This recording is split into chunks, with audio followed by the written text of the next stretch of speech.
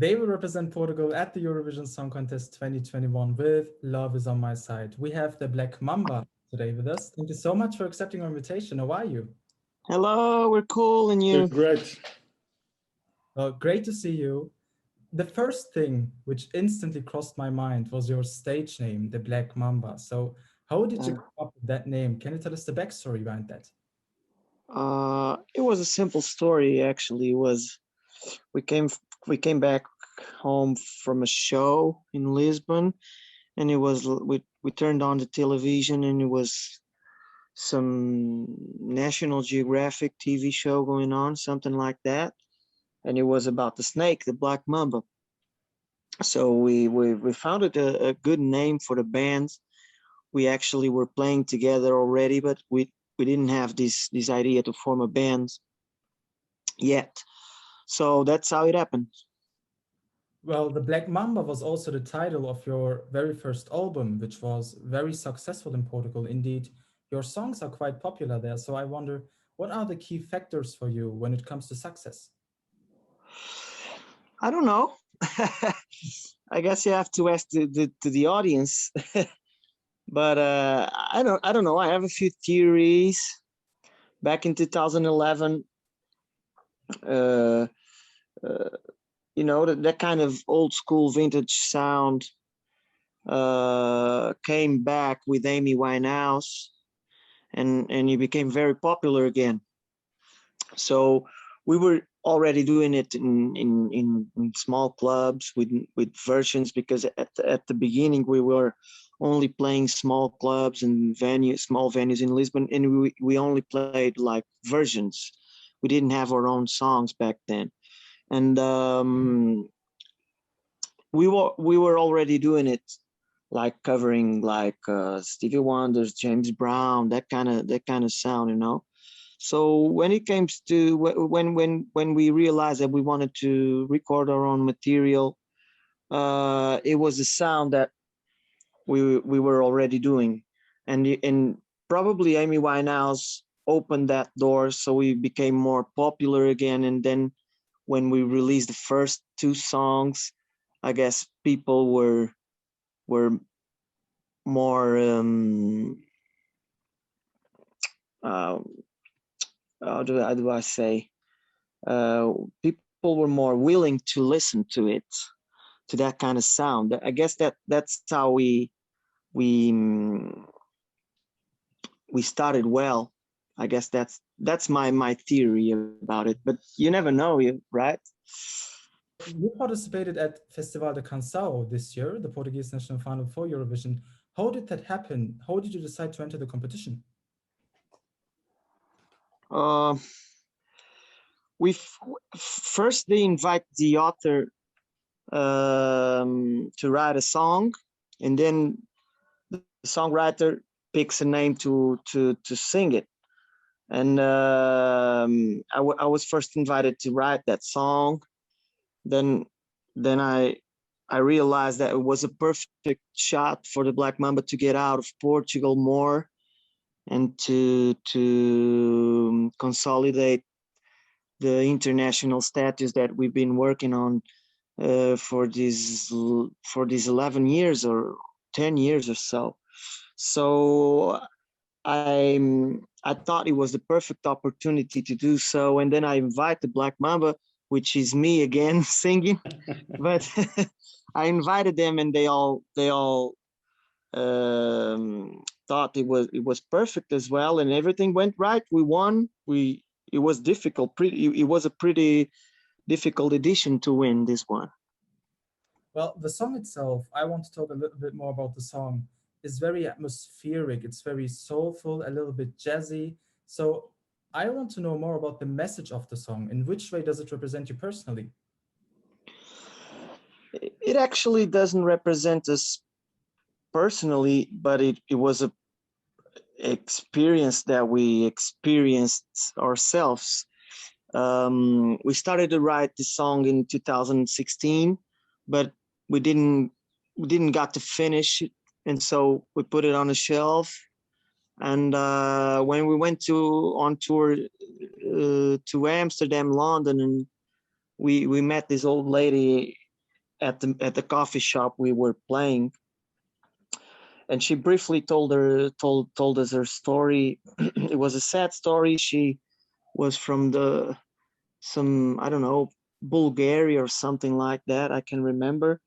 She she got to run away from there and moved to Amsterdam. She had loads of dreams of plans, but everything went wrong with her life. She became a drug addict. She became a street prostitute. But that's a sad part of the story. But then there's a lot of hope in the other part, that she always believed that love has always been by her side. So that's the hook, I guess. So it was really inspiring that person that had a life like she had, um, as still has hope, and still believes that love will always overcome evil, and so that's a hope story, I guess. That's a hope message, and that's a true story.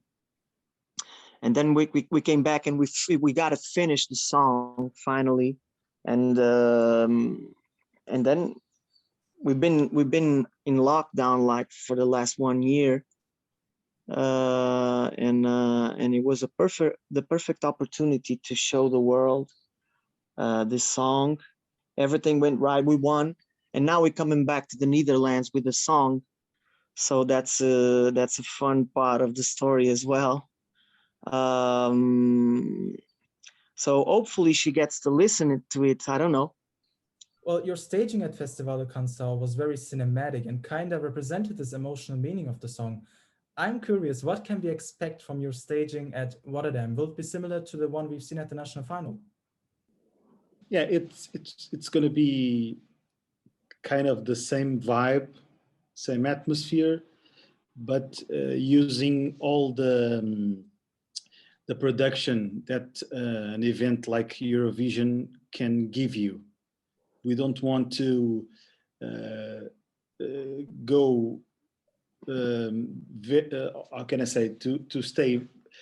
We want to stay in the same atmosphere, but using all the how can I say, the production. That's what we are going to do. Some surprises, but we can't tell you. Well, you're actually the first Portuguese act in the Eurovision history who will perform its song entirely in English. So, how does it feel to break this course? Do you think that it will be an advantage for people to understand this emotional and important meaning of the song? I guess so. I guess so, but it, I don't know. You remember what happened with when Salvador won, right? That people wouldn't understand a word that he was singing, but the emotion of the song were like captivating, really captivating the audience. And I remember I saw an old lady crying uh, in the audience. So that's the most important thing in music, I guess. It's if the emotion of the song gets into your heart. So that's the first goal to achieve when you sing and you're performing a song live. I guess that's what happened here in the national contest. To break the curse, I guess it was not a curse. It was like people are proud of of their own culture, of their own language. We're very proud of it too. But to we're proud as well of being a represent change in people's minds, because sometimes people wouldn't vote for an English song because it's in English, and they put aside that part that I was telling you, that the emotion part. If the people prefer that song, why won't you pick it? Just because if it's not in your own language, I guess it doesn't make sense. So we represent that change, that mindset change, and we're proud of it. And actually, we're proud of being the ones to represent our country and our people as well. Well, speaking about Eurovision, did you follow Eurovision before? Do you have any special memories or favorite songs from the contest? Yeah, I remember watching Eurovision since ever. I don't know. It was like that big event that of the year for musicians, and my family is all musicians, and we watch it together every year. I remember specific the Eurovision 2006 Mhm. when the metal group from Finland, I guess. Yeah. Yeah, that was a moment that stuck in my head like But forever. they won. Yeah, they won. Okay, Yeah. okay.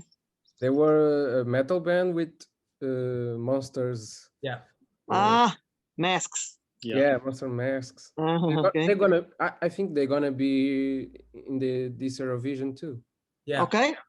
As an Oh interpret. yeah, Yeah, they coming back.